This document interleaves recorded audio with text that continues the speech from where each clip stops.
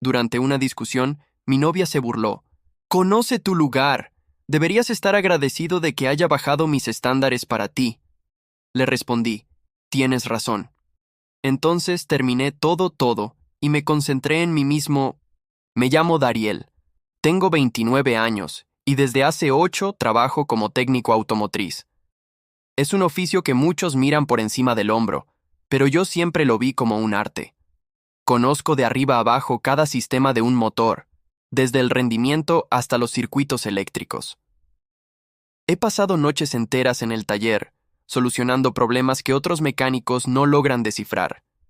No me sobra el dinero, pero con dedicación y disciplina logré ahorrar lo suficiente para dar un paso, que pensé sería el inicio de una vida feliz, comprometerme con la mujer que creía amar. La conocí en una fiesta de un amigo en común.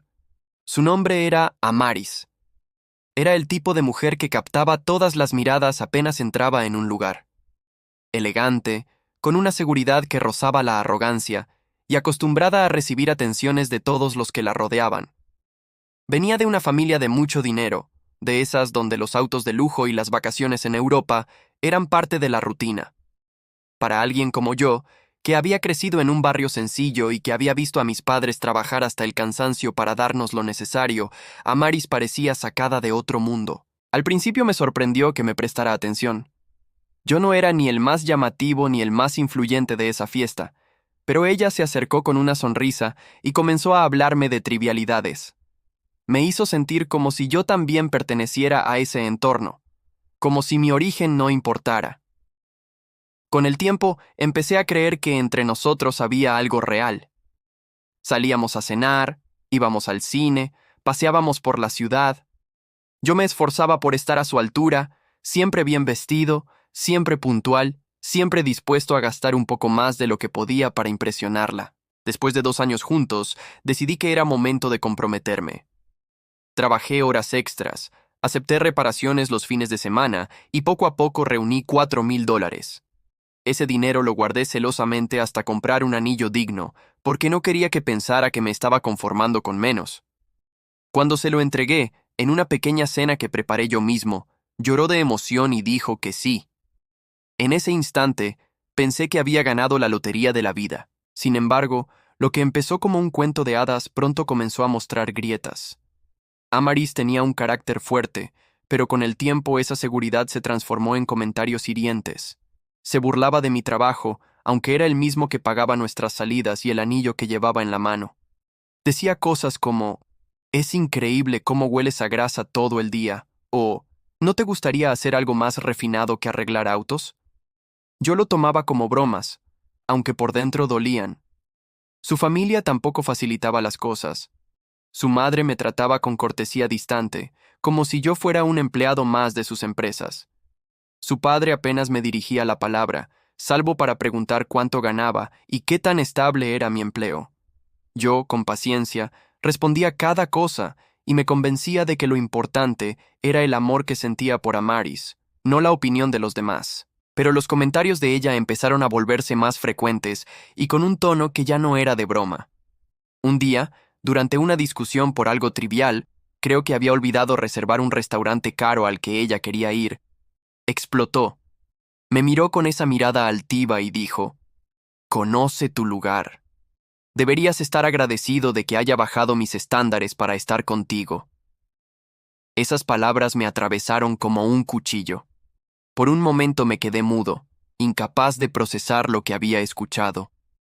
Todo lo que había hecho, cada sacrificio, cada hora extra trabajada, cada intento de demostrar que era digno de ella, y así me lo pagaba. Tragué saliva, la miré fijamente y le respondí con calma, «Tienes razón». Ella sonrió, creyendo que me estaba rindiendo, que había aceptado la posición que ella me asignaba. Pero dentro de mí algo se rompió. En ese instante, decidí que no iba a seguir viviendo bajo la sombra de alguien que me veía como inferior. Lo dejé todo. Cancelé planes de boda, devolví invitaciones, cerré cuentas compartidas. Me mudé de su apartamento y regresé al mío, ese lugar sencillo que de repente se sintió como un refugio. En vez de lamentarme, empecé a concentrarme en mí mismo. Retomé cursos de especialización en sistemas híbridos y eléctricos, invertí en herramientas nuevas y comencé a trabajar en un proyecto personal que siempre había soñado: abrir mi propio taller independiente. Amaris no lo tomó bien. Al principio pensó que era una rabieta pasajera, que en pocos días volvería arrastrándome, pidiendo disculpas. Cuando vio que no regresaba, comenzaron los mensajes, luego las llamadas, después las visitas inesperadas. No soportaba la idea de que fuera yo quien había terminado con todo. Para alguien como ella, que siempre había tenido el control, era inaceptable que la pieza que estaba debajo se atreviera a dejarla. No lo sabía en ese momento, pero esa decisión, que para mí fue un acto de dignidad, sería la chispa que encendería una cadena de situaciones que terminarían mucho más allá de un simple rompimiento. Mi historia, que había comenzado con amor y promesas, se transformaría en una batalla de orgullo, manipulación y, finalmente, protección legal. Al principio creí que lo peor ya había pasado. Había tomado la decisión de terminar el compromiso, había regresado a mi espacio y estaba dedicando toda mi energía a mejorar mi vida. Pero no contaba con que Amaris no aceptaría un no por respuesta. La primera semana tras la ruptura fue una lluvia constante de mensajes en mi teléfono. Algunos eran dulces, casi melosos, recordándome los buenos momentos. Tariel, no seas orgulloso. ¿Recuerdas aquella vez en la playa? Podemos volver a eso si lo intentamos. Otros eran sarcásticos. Diviértete con tu vida de grasa y motores, nunca encontrarás a alguien como yo. Y unos cuantos eran directamente hostiles. Me debes una explicación. No puedes dejarme así después de todo lo que hice por ti. Yo no respondía. Me había prometido que mi silencio sería mi frontera, pero su insistencia aumentó. Empezó a aparecer en el taller donde trabajaba, siempre con la excusa de que pasaba por allí. Llegaba bien vestida, con esa sonrisa falsa, fingiendo normalidad frente a mis compañeros, mientras me lanzaba miradas cargadas de reproche. Era incómodo, pero trataba de mantener la calma. Las cosas subieron de nivel cuando una noche encontré su coche estacionado frente a mi edificio.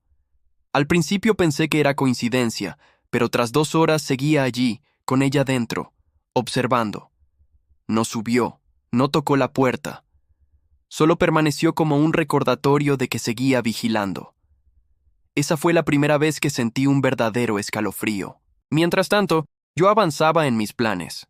Había encontrado un local pequeño en las afueras de la ciudad y comencé a adecuarlo como taller propio. Con mis ahorros, compré herramientas y pinté las paredes. Cada golpe de martillo y cada tornillo colocado era como una afirmación de que mi vida ya no giraba alrededor de ella. Tenía una visión clara: trabajar para mí mismo, demostrar que no era el afortunado que ella pintaba, sino un hombre con dignidad y futuro.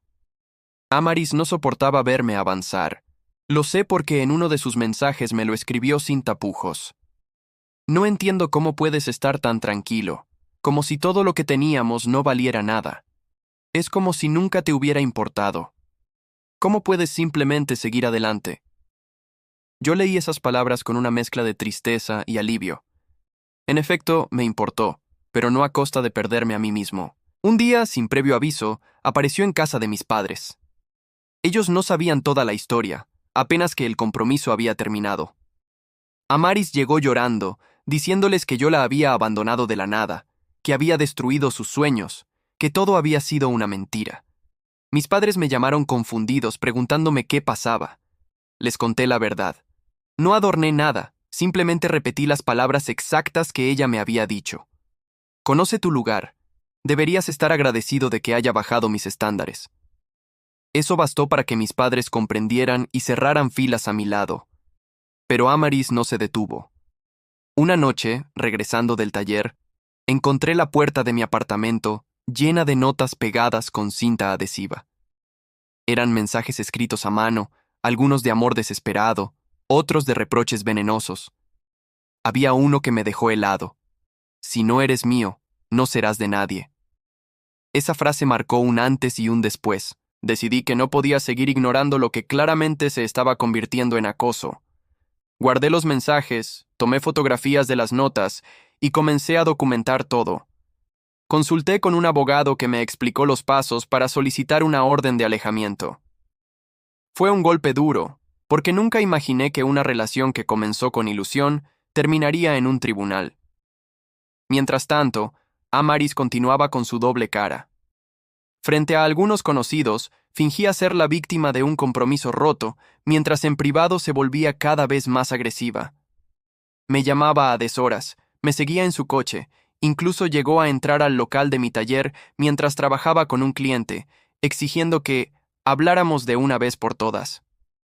Yo mantenía la calma, aunque por dentro ardía de rabia y miedo. Sabía que si reaccionaba mal, ella usaría eso en mi contra. Así que cada encuentro lo convertí en una prueba más para el expediente. La línea se cruzó definitivamente cuando intentó entrar a mi apartamento de madrugada. La escuché forzando la cerradura, y por suerte había reforzado la puerta días antes. Esa noche llamé a la policía.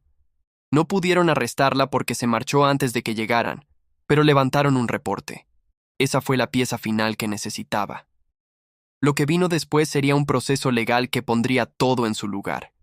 Y aunque fue doloroso, también fue liberador, porque por primera vez entendí que decir «tienes razón» aquella noche no había sido una rendición, sino el inicio de mi victoria. El día de la audiencia llegó más rápido de lo que esperaba. Había pasado semanas recopilando pruebas, capturas de pantalla de mensajes, registros de llamadas, fotografías de las notas que dejó en mi puerta, incluso el reporte policial de la madrugada en que intentó forzar la cerradura. Cada evidencia era un recordatorio de hasta dónde había llegado la obsesión de Amaris, y aunque dolía revivirlo, sabía que era necesario. Entré a la sala del tribunal con las manos sudorosas pero la frente en alto. A un lado estaba mi abogado, tranquilo y seguro. Frente a mí, Amaris se veía distinta a como la recordaba en nuestros primeros días. Ya no era aquella mujer elegante y segura, sino una figura descompuesta por la ira y el resentimiento. Aún así, mantenía ese aire de superioridad, como si creyera que todo aquello era un simple malentendido que podría manipular a su favor. El juez pidió escuchar las partes. Yo relaté mi historia con calma, sin adornos ni exageraciones. Conté cómo la relación había terminado, cómo acepté sus palabras como un punto de quiebre y cómo después ella había comenzado a acosarme de manera constante. Mostré los mensajes, las notas, los reportes. Cada prueba era como un ladrillo en un muro que dejaba claro quién estaba cruzando los límites. Cuando fue su turno, Amaris intentó cambiar el guión. Lloró frente al juez, diciendo que estaba dolida porque la había dejado, que sus acciones eran solo fruto del amor desesperado. Dijo que jamás quiso hacerme daño, que todo se malinterpretaba, que las notas eran solo expresiones de frustración. Pero la evidencia hablaba por sí sola. Nadie podía justificar un «si no eres mío, no serás de nadie», escrito a mano y pegado a una puerta en plena madrugada. El juez fue contundente. Otorgó la orden de alejamiento, prohibiéndole acercarse a mí, a mi casa y a mi lugar de trabajo. Además, dejó asentado que cualquier intento de contacto sería motivo de sanciones legales más severas. Cuando escuché esas palabras, sentí una mezcla de alivio y tristeza. Alivio porque por fin tendría paz. Tristeza porque aquella historia que empezó con promesas de amor terminó con medidas judiciales. Al salir del tribunal, respiré profundamente. Era como si me hubieran quitado un peso enorme de encima. Por primera vez en meses, pude caminar por la calle sin mirar por encima del hombro, sin preguntarme si encontraría su coche esperándome. Esa noche, al llegar a mi apartamento, me senté en silencio y comprendí algo. Había recuperado mi vida. Los meses siguientes los dediqué por completo a mi taller. Poco a poco comencé a tener clientes fijos, recomendados por boca a boca. Mi esfuerzo empezaba a dar frutos. Cada auto reparado, cada motor devuelto a la vida, era un recordatorio de que mi valor no dependía de la aprobación de nadie, y mucho menos de alguien que creyó que yo debía estar agradecido por su sacrificio de estar conmigo. A veces la gente me pregunta si volveré a confiar en el amor. Mi respuesta es que no tengo prisa. Aprendí que el respeto propio es el cimiento de cualquier relación, y que sin eso, todo lo demás se derrumba. Amaris me enseñó, de la forma más dolorosa, que jamás debo aceptar menos de lo que valgo. Hoy sigo siendo Dariel, el técnico automotriz que se ensucia las manos con grasa y trabaja horas extras. Pero también soy el hombre que supo decir basta, que eligió su dignidad sobre una vida de desprecio.